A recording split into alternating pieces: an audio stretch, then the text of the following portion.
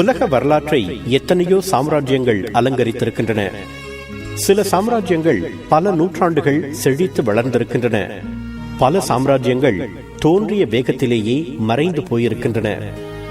எந்த சாம்ராஜ்யத்தின் தலையெழுத்தையும் நிர்ணயிப்பது அதனை வழிநடத்தும் தலைமைத்துவம்தான். வீரத்தையும் விவேகத்தையும் முதலீடாக கொண்டு நல்லாட்சி நடத்திய நல்லவர்களை வரலாறு பெருமையோடு நினைவில் வைத்திருக்கிறது. வீரத்தையும் அடாவடித்தனத்தையும் முதலீடாக கொண்டு கொடுங்கோலாட்சி கொடுத்த கொடியவர்களை அதே வரலாறு நாம் மறக்க வேண்டும் என்பதற்காக நினைவில் வைத்திருக்கிறது. பல நல்லாட்சிகள் தந்து உலக அரசியலுக்கு பல வழிகளில் முன்னுதாரணமாக விளங்கிய ஒரு சாம்ராஜ்யம் ரோம சாம்ராஜ்யம். அந்த சாம்ராஜ்யத்தின் பெருமைக்கு பலர் வித்திட்டிருந்தாலும் ஒருவரின் பெயரை இன்றும் வரலாறு மதிக்கிறது, இலக்கியம் துதிக்கிறது. அவர்தான் மகாகவி ஷேக்ஸ்பியரின் புகழ்பெற்ற நாடகம் ஒன்றின் கதாநாயகனும் நம்பிக்கை துரோகத்துக்கு பலியானவர்களுக்கு சிறந்த உதாரணமாக இருப்பவரும் கேலண்டர் சீர்திருத்தம் செய்து நாம் இன்று பயன்படுத்தும் நவீன நாள்காட்டி முறையை உலகுக்கு தந்தவருமான ஜூலியஸ் சீசர். கிமு 100ஆம் ஆண்டு ஜூலை 13ஆம் தேதி ரோமில் பிறந்தார் ஜூலியஸ் சீசர்.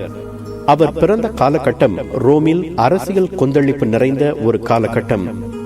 கிமு 2ஆம் நூற்றாண்டில் 2ஆம் பியூனிக் போரில் வெற்றி பெற்ற ரோமானியர்கள் தங்களது சாம்ராஜ்யத்தை விரிவுபடுத்த தொடங்கினர். தங்கள் படைபலத்தை கொண்டு பல பகுதிகளை கைப்பற்றியதால் ரோமில் செல்வம் கொழிக்க தொடங்கியது.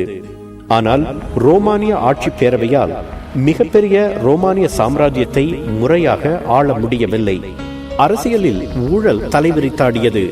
அரசியல்வாதிகளும் இராணுவ தளபதிகளும் கிளர்ச்சி தலைவர்களும் அதிகாரத்தை கைப்பற்ற போராடினர்.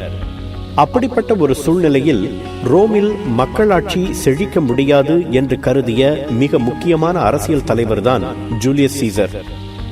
சிறு வயதில் சிறந்த கல்வி கற்கும் வாய்ப்பை பெற்ற சீசர் மிக இளம் வயதிலேயே அரசியலில் நாட்டம் கொண்டார்.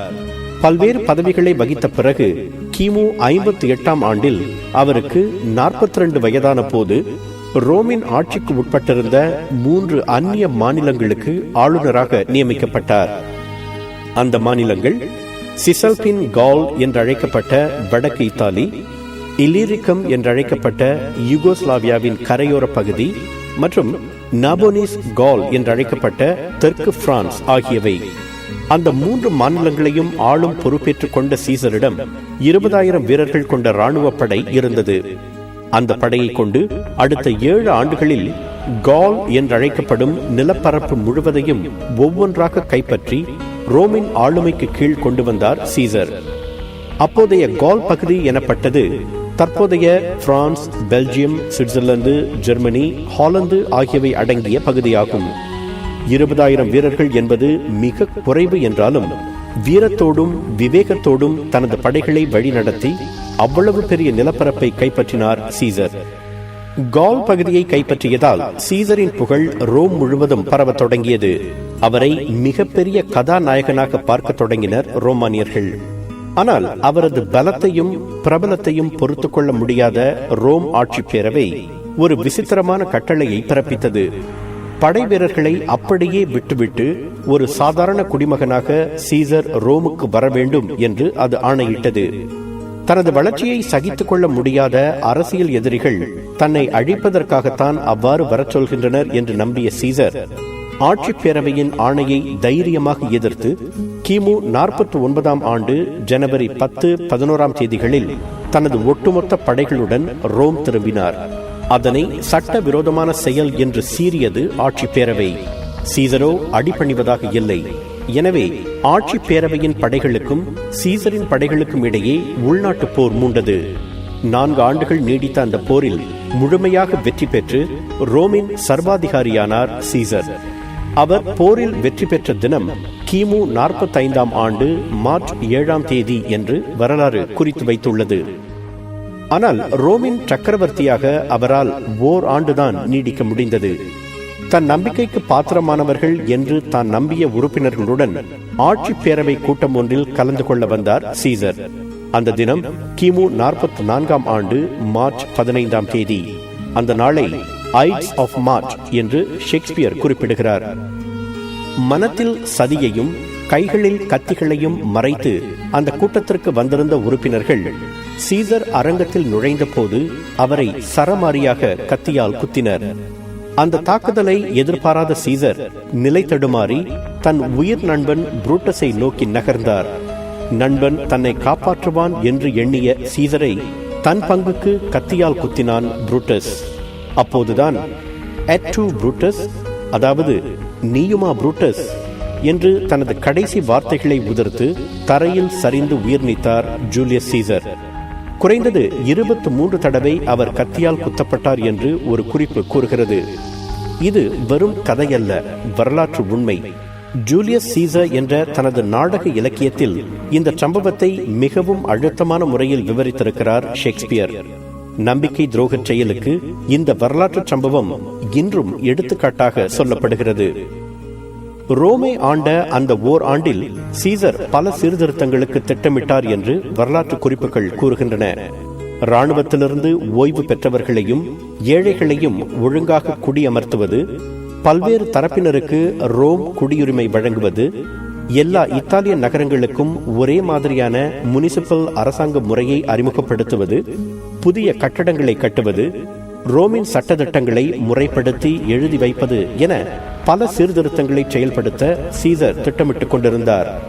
ஓராண்டிலேயே அவர் கொலை செய்யப்பட்டதால் அந்த திட்டங்கள் நிறைவேற்றப்படாமல் போயின. ஆனால் அவர் செய்த ஒரு சீர்திருத்தத்தின் பலனை நாம் இன்றும் அனுபவித்துக் கொண்டிருக்கிறோம்.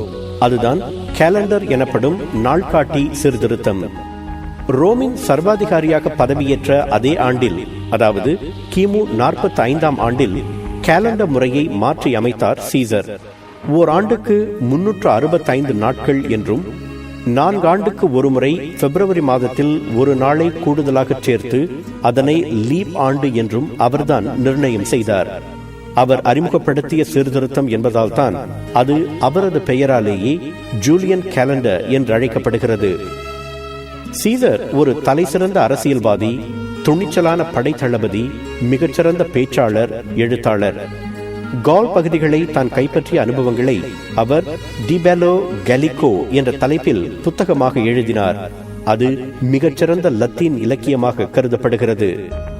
மேலும் "ஐ கேம், ஐ சா, ஐ கான்கர்ட்" என்ற புகழ்பெற்ற சொற்றொடரை நீங்கள் கேள்விப்பட்டிருப்பீர்கள். அது ஜூலியஸ் சீசர் உதிர்த்த வசனம்தான். ஆசியா மைனரை மிக துரிதமாக கைப்பற்றிய பிறகு அவர் கூறிய புகழ்பெற்ற வார்த்தைகள் அவை.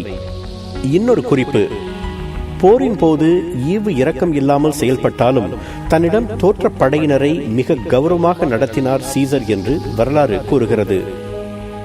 சீசர் என்ற பெயர் வரலாற்றில் மிக மரியாதைக்குரிய ஒன்று என்பதற்கு தற்கால சான்றுகள் 2 உண்டு. ஜெர்மானிய அரச பட்டம் கைசர் என்றும் ரஷ்ய அரச பட்டம் ஜா என்றும் அழைக்கப்படுகிறது. கைசர், ஜா இரண்டுமே சீசர் என்ற சொல்லிலிருந்து உருவான பட்டங்கள்தான். ஜூலியஸ் சீசரை பற்றி பேசாமல் ரோம சாம்ராஜ்யத்தை பற்றி பேசிவிட முடியாது. அந்த அளவுக்கு அதன் வரலாற்றில் மிகப்பெரிய தாக்கத்தை ஏற்படுத்தி இருக்கிறார் சீசர். பல பிரதேசங்களை கைப்பற்றிய வீரமும், தன்னிடம் வீழ்ந்தவர்களை கௌரவமாக நடத்திய விவேகமும், முறையற்ற ஆணைகளுக்கு அடிபணியாத தைரியமும், ஆட்சி பொறுப்பேற்ற பிறகு சீர்திருத்தங்கள் செய்ய வேண்டும் என்ற பொறுப்புணர்வும், இவற்றுக்கெல்லாம் அடிப்படையாக விளங்கிய கட்டொழுங்கும் தான் சீசருக்கு ரோம சாம்ராஜ்யம் எனும் வானத்தை வசப்படுத்தின. 2000 ஆண்டுகளுக்கு முன் சீசருக்கு கை கொடுத்த அதே பண்புகள் இப்போது நமக்கும் கை கொடுக்கும். நாம் விரும்பும் வானத்தை நமக்கு வசப்படுத்தும்.